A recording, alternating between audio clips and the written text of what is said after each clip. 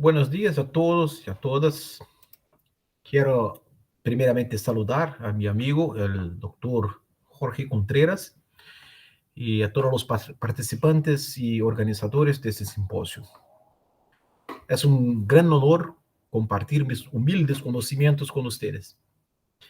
El tema central de esta conferencia es la reflexión crítica sobre la ciencia. En otras palabras, es una reflexión filosófica sobre la ciencia. Pero como la filosofía ni siempre es concebida como una reflexión crítica en estos tiempos en que se habla de un supuesto mundo postmoderno, es necesario siempre reafirmar la dimensión crítica y dialéctica de la filosofía. Y pensar críticamente la ciencia es, en mi opinión, una de las más importantes tareas para una educación que mira hacia un desarrollo sostenible. Y esto por dos razones. La primera es que la manera como concebimos la ciencia y la investigación científica determina nuestra manera de enseñar e investigar. La ciencia presentada como verdad final y absoluta sobre las cosas, idea que ha sido rechazada por la filosofía de la ciencia del siglo XX, nos quita nuestra criticidad y nos hace rehenes ingenuos de la industria que hoy domina la investigación científica en el mundo capitalista y que se presenta como la ciencia. Así, en nombre de la ciencia, se nos imponen sus productos industriales que van desde los alimentos procesados y genéticamente modificados hasta los fármacos, pasando por los venenos químicos usados en la agricultura y creación de animales, y se presentan todo esto como si fueran avances inevitables e inofensivos de la misma ciencia, y no resultados de la ansia de lucro de las grandes empresas capitalistas que usan la ciencia para sus propósitos. Esta concepción de ciencia, en especial de las ciencias naturales, como una verdad incondicional, también impide la integración en la educación de los saberes humanísticos con los saberes científicos y tecnológicos, pues unos son vistos como no exactos, especulativos, ideologizados, y los otros son aclamados como exactos y verdaderos, y consecuentemente más importantes y hasta autosuficientes. Esta es la primera razón por la cual debemos tener una concepción crítica sobre la ciencia. La segunda razón de la importancia de la crítica a la ciencia para una educación que mira hacia un desarrollo sostenible es que es la ciencia que moldea nuestra concepción sobre la naturaleza, sus reglas y sus necesidades. La manera como la ciencia concibe la naturaleza, si es un cosmos estéticamente ordenado, una máquina mecánica, una totalidad integrada, un organismo vivo o otra cosa, esta manera como la ciencia concibe la naturaleza determina nuestra relación con ella. Nuestra manera de interactuar con el planeta Tierra refleja nuestra concepción ontológica de la naturaleza. Una cosa es la relación con la naturaleza concebida como madre, como Pachamama, y otra muy diferente es la relación con una naturaleza concebida como máquina inanimada o como repositorio de recursos que podemos explotar. También la concepción que tenemos de la evolución de la vida, si es una guerra y competición de todos con todos, o si es una integración de organismos en un sistema complejo, define la manera como nos relacionamos con el mundo biológico y más específicamente el mundo microbiológico, que es donde se origina, es de donde se originan las pandemias. Por esto, en nuestro tiempo actual, pensar críticamente sobre la ciencia es esencial para pensar tanto la educación como la sostenibilidad, principalmente cuando una pandemia global ha puesto el mundo patas arriba y ha revelado cosas que gran parte de las personas no veía o no quería ver. Empezamos entonces por identificar los orígenes de nuestra concepción actual de ciencia y su relación con el poder y la sociedad capitalista. En el siglo XVII, el deseo de una sociedad gobernada por las leyes del mercado conformó el ideal revolucionario de la burguesía europea. Se creía que las relaciones sociales, guiadas únicamente por las reglas del mercado, tenían un potencial libertario, capaz de construir el reino de la libertad en oposición al dominio fundado en la jerarquía social del mundo feudal. Para que ese deseo se hiciera alcanzable, era necesario sustituir la cosmovisión naturalista basada en la física de Aristóteles, que sostenía el orden feudal en el plano intelectual, por un conocimiento que pudiese reproducir las relaciones del mercado en el plan subjetivo. El estudio del mundo a través de la nueva filosofía natural cultivada en el Renacimiento tuvo un carácter de ruptura con toda la tradición del conocimiento que naturalizó y dio soporte teórico a las relaciones feudales. El vínculo entre conocimiento y poder se caracterizó en aquel momento por este contexto socioeconómico.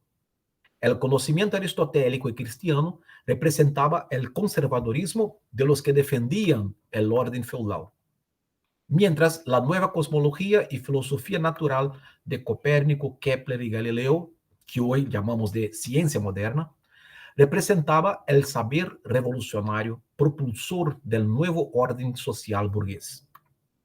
Fue en ese contexto que el filósofo inglés Francis Bacon, considerado el profeta de la ciencia moderna, pensó en la ciencia como un instrumento para un nuevo poder. Según Bacon, entre comillas, el conocimiento y el poder humano son sinónimos. Es el tercer aforismo de su obra Novo Organum de 1620. Y él añade en el aforismo 129 que, comillas, el imperio del hombre sobre las cosas tiene su único fundamento en las artes y en las ciencias, pues solo se ejerce el imperio en la naturaleza obedeciéndola. La tesis baconiana de Bacon de que el poder deriva del conocimiento y que la ciencia y su aplicación son los últimos y únicos fundamentos de la dominación humana sobre el mundo, hoy forma parte de la concepción moderna de la ciencia. El conocimiento científico aún es concebido como la luz que debe guiar a los seres humanos en sus decisiones cotidianas, tanto las individuales como las sociales. Pero para Bacon, la ciencia era una actividad neutral y hecha sin sujeto, una ciencia sin sujeto. Para él, la verdadera ciencia sería aquella en la que todos los elementos subjetivos del investigador serían eliminados para dar paso al habla neutral y directa de la naturaleza. Estos elementos subjetivos son los que están relacionados con la vida social y económica del investigador, los intereses individuales o particulares, sus concepciones, creencias y lenguaje que los científicos cargan porque son humanos. A estos elementos subjetivos, Bacon llamó ídolos, que deberían ser rompidos. Los agentes de la nueva ciencia baconiana o planeada por Bacon podrían y deberían purificarse completamente de los ídolos y utilizar un método infalible basado en la observación y la inducción. Y del esfuerzo de ese grupo casi sacerdotal de personas purificadas y libres de las influencias del contexto socioeconómico y cultural, saldrían las verdades naturales a las que el poder estaría sometido. La visión baconiana aún compone la idea popular sobre la ciencia. La sociedad todavía la concibe como el resultado de la práctica de científicos desinteresados y sin vida social, que son representados en la imagen mítica del científico loco con batas blancas y pelos sin peinar, que realizan su trabajo en sus propios laboratorios o en universidades libres, sin financiación ni exigencia o manipulación de los resultados. El poder que las decisiones supuestamente basadas en la ciencia y el control que todo discurso construido científicamente ejerce sobre nuestras vidas se basan en esta visión idílica y romántica de la práctica científica. Sin embargo, En el mundo capitalista real, la historia resultó ser bastante diferente. Tan pronto las reglas del mercado capitalista y la clase social que las manipulan conquistaron la hegemonía en la sociedad occidental, la ciencia fue perdiendo su característica de conocimiento desbravador de la naturaleza y conocimiento vinculado a un ideal libertario de poder para convertirse en fuerza productiva capaz de multiplicar los lucros de las empresas y ampliar la capacidad de la industria para transformar elementos naturales en productos comercializables, mercancías y en instrumento para se mantener el poder. Aunque la ciencia teórica todavía salvaguarda la dimensión original del conocimiento científico como una forma de conocimiento sobre la naturaleza, y tal vez por este motivo la ciencia teórica es cada vez menos prestigiada, la ciencia aplicada y su conversión en tecnología se ha confundido con el concepto mismo de la ciencia. El ideal baconiano de una ciencia limpia, neutral, sin sujetos e intereses, demonstró ser un mito, tanto por las razones teóricas dadas por la filosofía de la ciencia del siglo XX como por el desarrollo real del mundo. Lo que podemos decir, alejados del contexto en el que Bacon elaboró sus ideas, es que no hay conocimiento sin sujeto y no hay sujeto que no esté determinado por las relaciones socioeconómicas y culturales que lo rodean. Tampoco hay ciencia fuera de un contexto socioeconómico, sin ubicación o sin recursos, ni laboratorios que no requieran grandes inversiones financieras para pagar los gastos que la ciencia avanzada necesita para realizarse.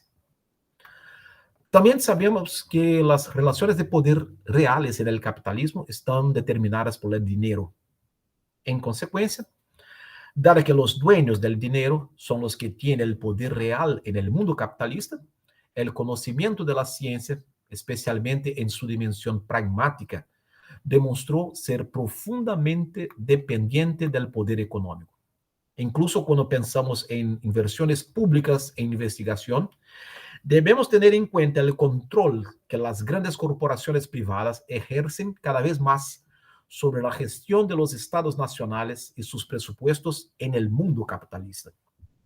Lo que nos lleva a la conclusión sobre la primacía del poder sobre el conocimiento. Exactamente lo contrario de lo que proponía Bacon. Actualmente, en el mundo capitalista, no hay inversión en ciencia sin intereses comerciales.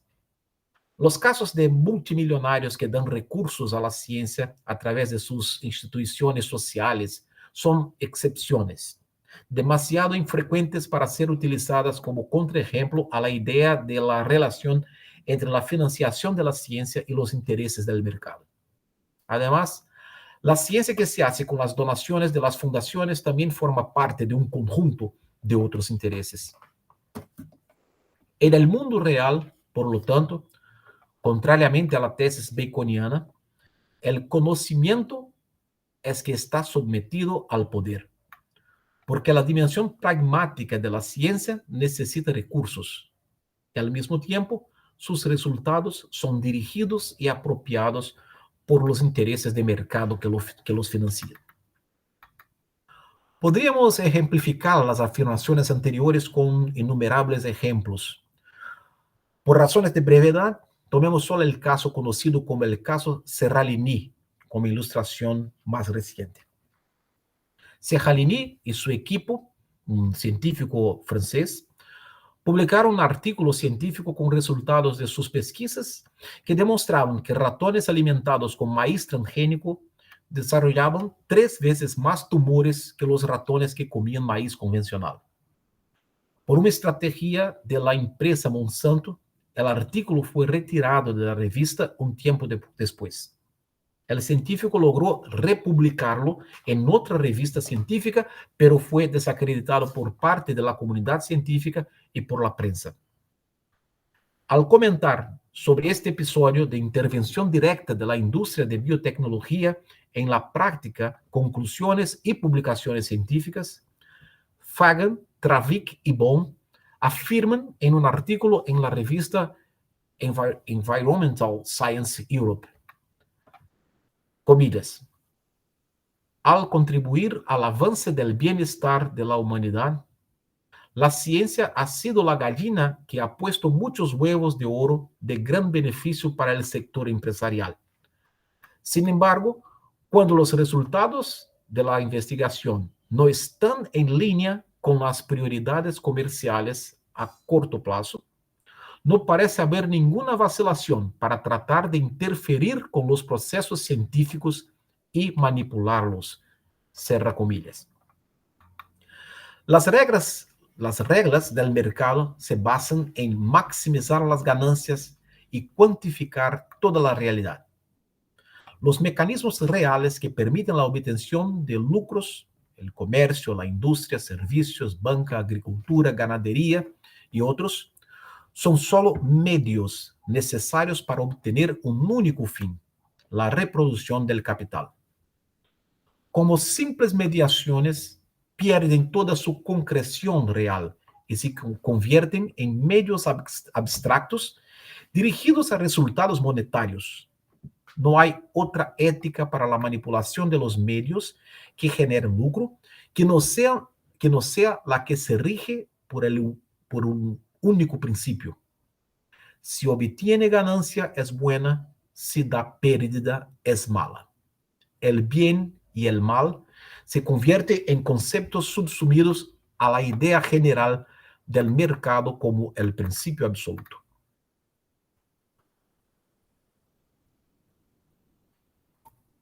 Cuando las mediaciones para la producción de riqueza monetaria están directamente relacionadas con el equilibrio de la naturaleza y la salud humana y la supervivencia del ser humano, las consecuencias del uso de la ciencia en la práctica industrial basada solo en la ética del mercado son enormes.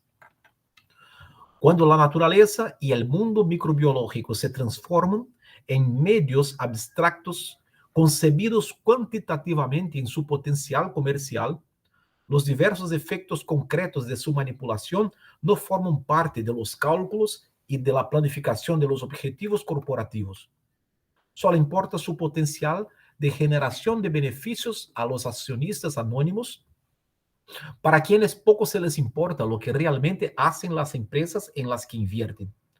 Son solo números y gráficos en el mercado de valores. Es precisamente en este campo donde se incluye la reflexión más importante sobre la ciencia como fuerza productiva y su papel en el desarrollo de la sociedad. Particularmente importantes son las ciencias biológicas en el tiempo actual. El papel fundamental de las ciencias biológicas como fuerza productiva comienza con el nacimiento de la ingeniería genética en la década de 1970. La ingeniería genética consiste en el uso de enzimas obtenidas de bacterias que son capaces de cortar ácidos nucleicos, ADN o ARN, en pedazos en sitios específicos que tienden a reunirse. Es una técnica que manipula en el laboratorio un fenómeno que ya existe en la naturaleza. Sin embargo, en el mundo natural, los procesos ocurren en el tiempo evolutivo, el largo tiempo evolutivo, y son regulados por un complejo sistema de interrelaciones y autorregulación. En los laboratorios son hechos en un tiempo muy corto y sin toda la complejidad de autorregulación e interrelaciones que ocurre en la naturaleza.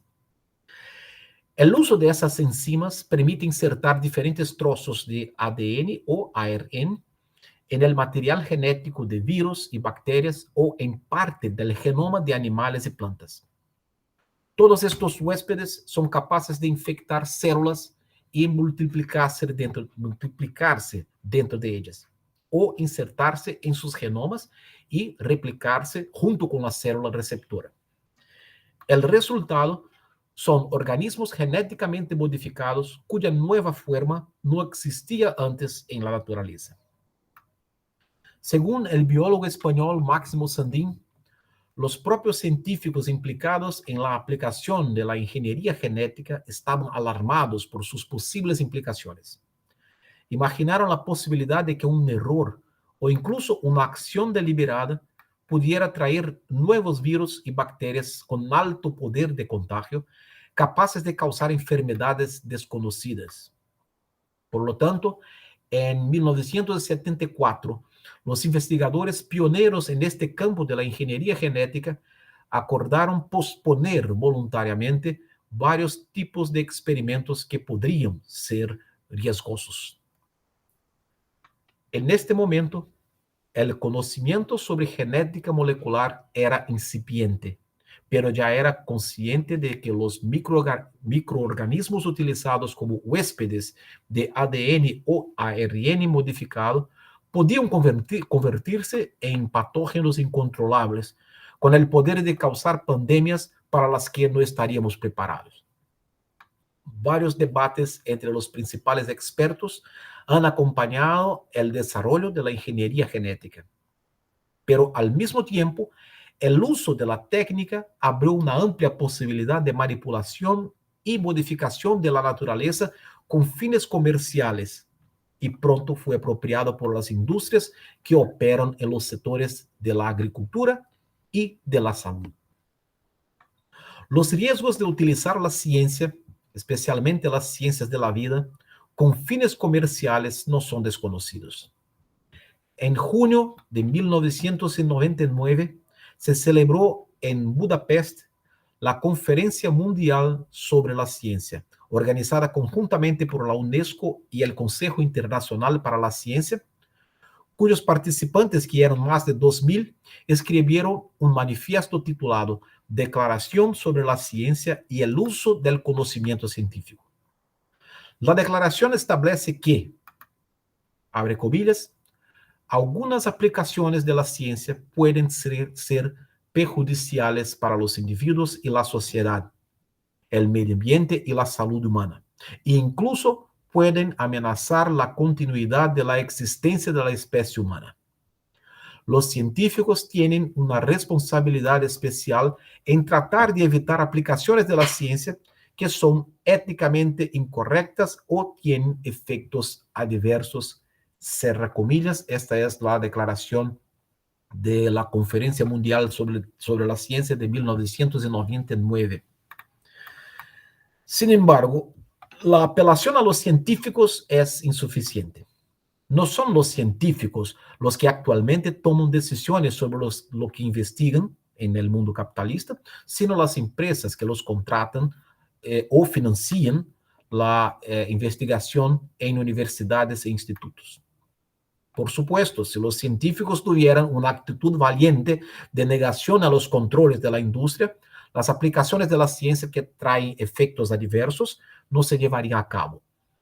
Sin embargo, parece que la mayoría está más preocupada por sus salarios o por los fondos para sus laboratorios e institutos que por los posibles resultados de la apropiación de su trabajo por las industrias capitalistas sin ética.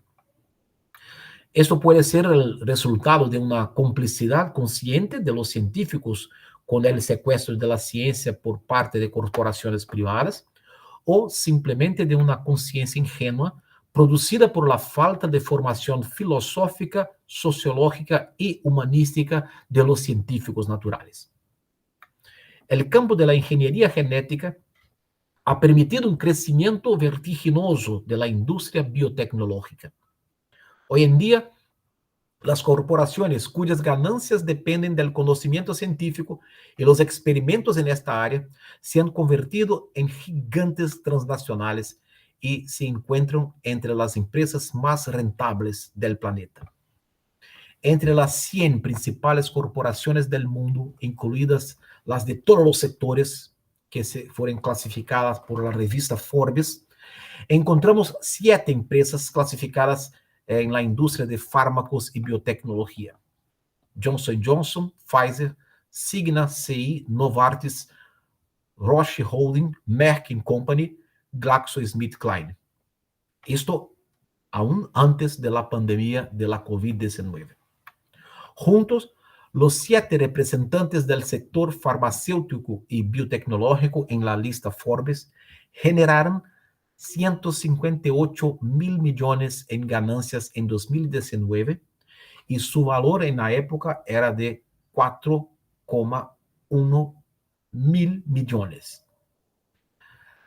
Las previsiones son de un crecimiento más grande debido a la pandemia global del año 2020 y 2021, mientras que las gigantes de otros sectores, como las petroleras, enfrentan perspectivas de una fuerte caída en sus valores de mercado y su capacidad para generar ganancias.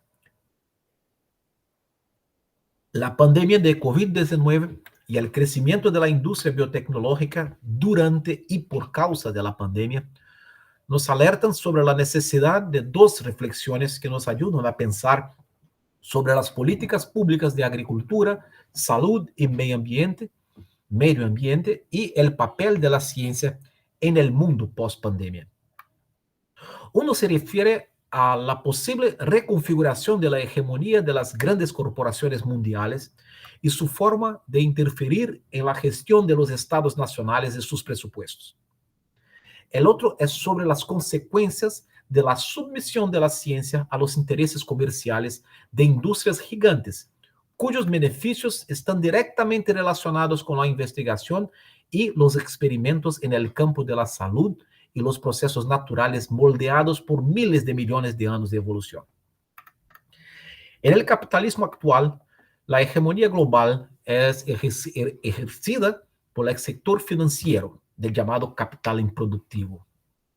Sin embargo, el sector productivo, liderado por las corporaciones del sector del petróleo y gas, todavía desempeña un papel destacado en la definición de las direcciones de la política y la economía globales.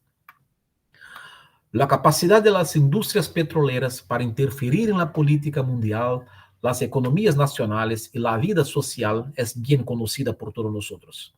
Interfieren en la gestión de la riqueza natural nacional a través del control de políticas, determinan leyes, promueven guerras genocidas, impiden acuerdos internacionales y políticas nacionales para la preservación del ecosistema, actúan en el campo científico para negar el desequilibrio climático o la responsabilidad de la acción humana en el efecto invernadero, derrumban gobiernos democráticamente electos y hacen otras cosas muy malas.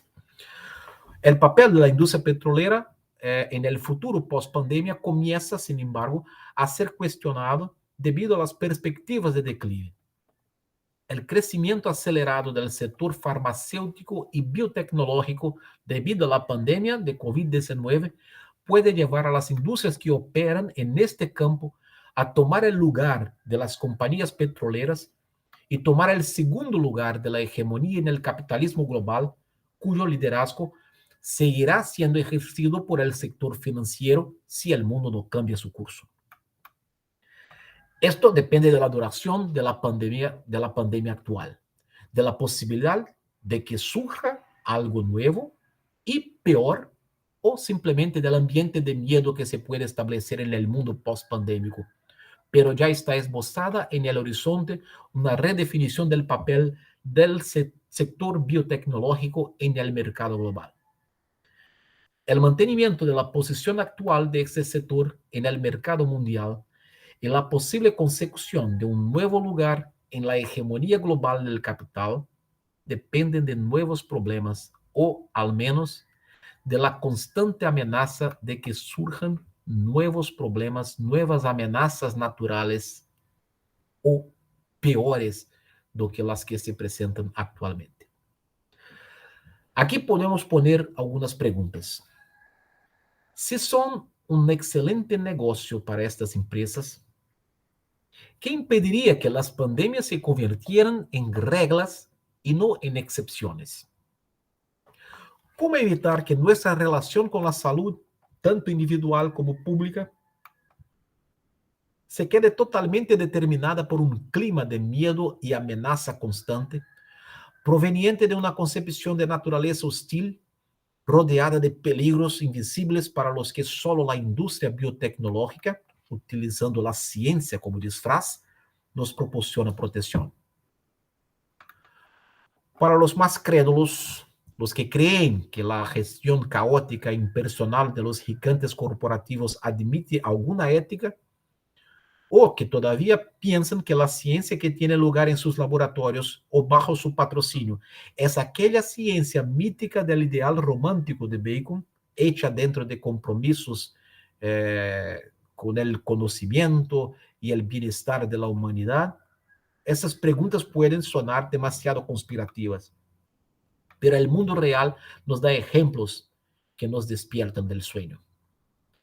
Las compañías farmacéuticas y de biotecnología que se encuentran entre las 100 principales corporaciones globales en el ranking de Forbes y otros gigantes que se encuentran en posiciones menores, tienen una extensa historia de denuncias y casos de corrupción en varios países relacionados con el lavado de dinero, soborno a médicos y autoridades públicas, venta de medicamentos no aprobados por agencias reguladoras como la FDA de Estados Unidos, promoción ilegal de medicamentos, intentos de prohibir la producción de medicamentos genéricos más baratos por parte de los países pobres, interferencia en la concesión del premio Nobel a la luz de los intereses comerciales e incluso financiación de grupos terroristas. Todo esto está documentado en cientos de noticias de los grandes periódicos internacionales. Voy aquí a leer apenas unos titulares de periódicos importantes, pero la realidad es más fea do que nos puede mostrar estos simples titulares de periódicos. Todo lo que voy a decir ahora es entre comillas porque son titulares de noticias de periódicos. Johnson Johnson llega a un acuerdo de 70 millones de dólares por denuncia de soborno. Bruselas acusa a Johnson Johnson y Novartis de retrasar ilegalmente la comercialización de analgésicos genéricos. Roche, GlaxoSmithKline y Pfizer se encuentran entre las farmacéuticas investigadas por corrupción por las autoridades de Romania. Novartis bajo investigación por soborno en Grecia. Novartis pagará 678 millones de dólares en un acuerdo por cargos de soborno a médicos. Johnson Johnson pagará 2.200 millones de dólares en casos de fraude. En este último artículo, aquí cerro comillas por un momento, en este último artículo se informa que las autoridades alegan que el gigante farmacéutico Johnson Johnson ignoró las advertencias de la FDA y comercializó Risperdal para ancianos y niños, mientras pagaba sobornos para que los médicos los recetaban. Sigue los titulares.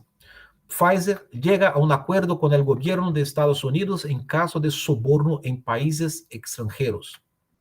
Pfizer es multada por una década de corrupción. Aquí, según esta última noticia, Pfizer fue multada con 60 millones de dólares por las agencias reguladoras de Estados Unidos por sobornar a médicos y funcionarios gubernamentales en Europa del Este, Asia y Medio Oriente durante una década hasta 2010. Sigue las noticias. Las investigaciones del Departamento de Justicia afirman que AstraZeneca sobornó a terroristas iraquíes para ganar contratos. Otra noticia, AstraZeneca pagará 5,5 millones de dólares por sobornar a médicos en China y Rusia. AstraZeneca está acusado en caso de corrupción en Serbia. El Departamento de Justicia investiga las acusaciones de que las compañías farmacéuticas financiaron el terrorismo en Irak. Las empresas citadas en esta investigación del Departamento de Justicia de Estados Unidos son Johnson Johnson, Pfizer, Roche y AstraZeneca. Bueno, essas são algumas notícias, pero seria demasiado conspirativo dudar de que as empresas com um historial tão extenso de ações criminais e redução da saúde humana a um mero campo de negócios, sem limites éticos, dudariam em aproveitar qualquer oportunidade para obter ganâncias? ¿O sería realmente un exceso de ingenuidad confiar en que su misión es prevenir y combatir las enfermedades en una alianza con la ciencia, entre comillas, para el bienestar, para el bien de la humanidad? Una redefinición del papel del sector farmacéutico y biotecnológico significaría ampliar el enorme poder que esas corporaciones ya ejercen sobre las políticas públicas de agricultura, salud y medio ambiente, y aumentar su capacidad para controlar la vida humana en el planeta y modificar el ecosistema.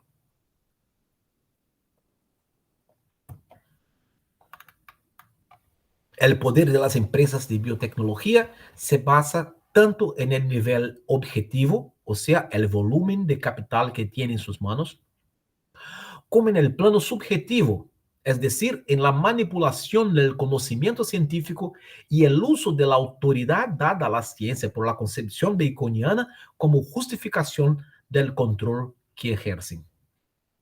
La creencia aún existente en el mito baconiano de la neutralidad científica reduce el sentido crítico de la sociedad de lo que hacen las empresas de biotecnología cuando se apropian de la ciencia. La injerencia de la industria en las revistas científicas, las universidades y el periodismo científico crea un obstáculo para el ejercicio de la crítica, ya que produce una falsa identificación de los productos de una ciencia sujeta a intereses comerciales con el mismo conocimiento científico, pero son dos cosas distintas. Una cosa es el conocimiento científico, que tiene valor, que tiene sus propios métodos, que tiene su capacidad de explicación y su importancia para la humanidad. Otra cosa son los productos producidos por una ciencia usada solo como fuerza productiva en la industria. En consecuencia, la crítica a la apropiación de la ciencia por la industria o puede confundirse fácilmente con un rechazo a la misma ciencia, y este es un peligro que debemos evitar. No podemos seguir cultivando la creencia de la burguesía revolucionaria europea en una ciencia independiente como conocimiento liberador. El momento exige el abandono de esta inocencia. Pero esto no significa reforzar la crítica oscurantista del conocimiento científico o el negacionismo científico de la extrema derecha que ha tomado cuenta de los Estados Unidos, en particular también de mi país, Brasil, sino ser crítico con la práctica real de la ciencia y tener una concepción menos romántica y más realista de la importancia y los límites de la práctica científica. La pandemia del COVID-19 debe traer al debate, además de temas relacionados con la economía, la política y la sociedad, el papel social de la ciencia, su secuestro por parte de la industria capitalista y la sumisión de sus conocimientos a los intereses del mercado. Del mismo modo que también debería llamar nuestra atención sobre la forma en que las empresas de biotecnología han estado interfiriendo en los fenómenos naturales, cuya configuración ha sido moldeada por miles de millones de años de evolución, y también sobre los riesgos que esto representa para la humanidad. La concepción ecológica con la que trabajan las ciencias biológicas aún hoy, las ciencias biológicas aplicadas también, es todavía reduccionista y no tiene en cuenta que el ecosistema es una totalidad compleja en la que pequeños cambios pueden tener resultados impredecibles y consecuencias más grandes. Ya sea por intención o por accidente, los riesgos de manipular virus mediante ingeniería genética solo para intereses comerciales, sin que quede claro el papel de los microorganismos en la red de mantenimiento de la vida, son extraordinariamente grandes. Y no hay ganancia posible que justifique la falta de control sobre lo que se hace en esos laboratorios. La reflexión crítica que he propuesto aquí se basa en la diferencia entre la ciencia como forma de conocimiento y la aplicación del conocimiento científico en tecnologías al servicio de las megas corporaciones empresariales. En tiempos de negacionismo fanático, es necesario defender verdaderamente la ciencia como conocimiento válido y como uno de los mayores logros de la razón humana. Sin embargo, esto no significa la defensa crítica de ningún investigador, publicación, experimento o laboratorio. Necesitamos defender la ciencia y luchar por su carácter público, pero sin perder jamás la criticidad sobre su papel social. Para esto es necesario también una educación científica en integración con la formación humanística y filosófica. Muchas gracias.